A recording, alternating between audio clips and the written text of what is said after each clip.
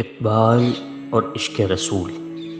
اقبال بہت بڑے فلسفی تھے، مفکر تھے، شاعر تھے، ادیب تھے، حکیم امت تھے، ترجمان حقیقت تھے، لیکن میری نظر سب حیثیتوں سے بالا ان کی یہ حیثیت تھی کہ وہ عاشق رسول تھے۔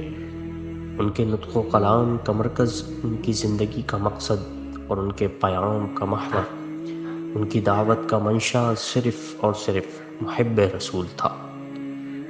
اقبال کی شاعری پیام دعوت اور زندگی کا صرف ایک ہی منشور تھا، وہ ہے محب رسول۔ اقبال پر بہت کچھ لکھا گیا ہے، بہت کچھ لکھا جائے گا۔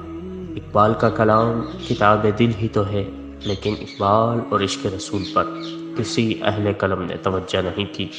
یہ سعادت سید رئیس احمد جعفری کے حصے میں آئی۔ یہ کتاب سید رئیس احمد جعفری کی تحریر کردہ ہے، جو 250 سے زائد کتابوں کے مصنف بھی ہیں۔ اس کتاب کا مطالعہ کیجیے۔ مزید سید رئیس احمد جعفری کی کتابوں کے لیے آپ ہماری ویب سائٹ وزٹ کر سکتے ہیں۔